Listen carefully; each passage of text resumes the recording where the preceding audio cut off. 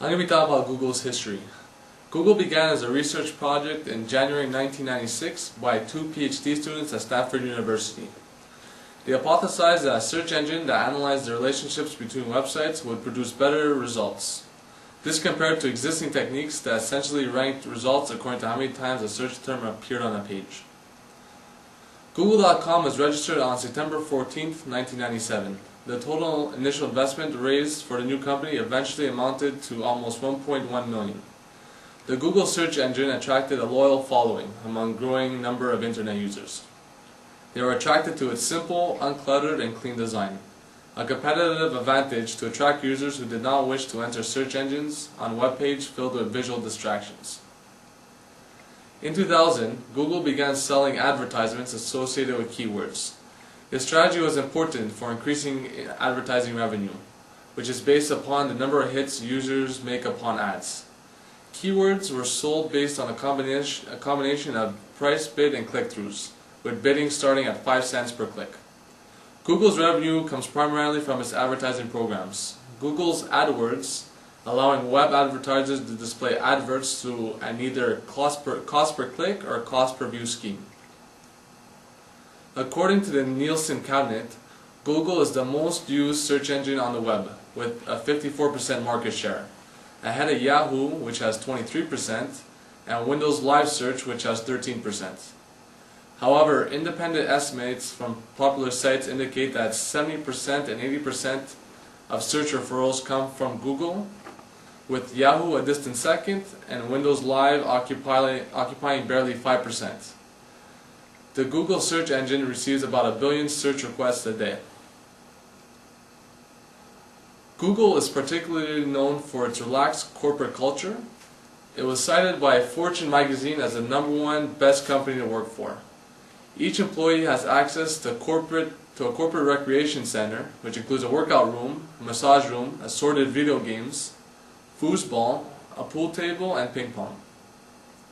Also, all Google's engineers are encouraged to spend 20% of their work time, pretty much about 1 day per week, on projects that interest them. Analysis shows that half of the new product launches originated from this 20% time. Now, for those of you who are still awake after me talking about the history, I'm going to be talking about how Google paid. On October 9, 2006, Google and YouTube agreed on the purchase price of $1.65 billion in Google stock. The number of Google shares to be issued will be based on the 30-day average closing price, 2 trading days before the deal was completed. However, besides this high price, the deal pretty much paid for itself. On Friday, October 6, 2006, Google's share price was $420.50 a share. 1 week later, Google stock closed at $427.30 a share, giving the company a market capitalization of $130.05 billion. The difference between the two Fridays was about $6.80 a share, or about $2.07 billion. And if you look at the graph, this is not just short term. The stock has been growing ever since then to hit pretty much above 500 in early February. Now I'm going to be talking about the economic rationale for this merger. You're going to switch the slide? Time's ticking here. As far as synergies are concerned, both Google and YouTube share a commitment to users first and also to innovation. This deal just makes sense to all parties involved.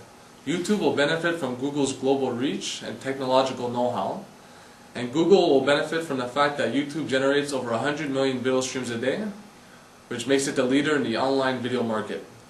So by combining the market share with Google's search expertise, it helps users navigate a vast world of online choices.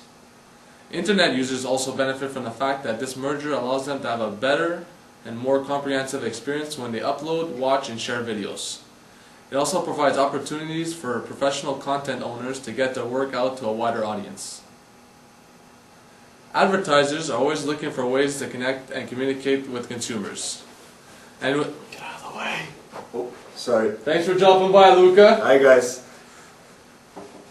Where was I? These people always walking through. And with YouTube's 100 million video streams a day and 72 million visitors a month, combined with Google's search expertise, this is definitely something that Google can offer. The combined power of Google and YouTube can become a powerful magnet for internet advertising revenue. Such revenue is supposed to hit roughly about $15 billion domestically this year and $25 billion by 2010. Also, video-based advertising is expected to reach $640 million this year and $1.5 billion in 2009. This is what Google was banking on when they acquired YouTube. One of the biggest critiques towards the YouTube-Google merger is that Google could be exposing itself to liability for copyright violations. While that is yet to be seen, it is quite a possibility considering that YouTube contains copyrighted material that users upload without permission. However, according to a law professor at Harvard University, he does not believe that Google will have much trouble due to the fact that YouTube does not offer full-length episodes of any series. Also, YouTube has a policy of removing any copyrighted material when they are notified of it, and they are currently in the process of developing a fingerprinting software that can block copyrighted content to be uploaded onto the website.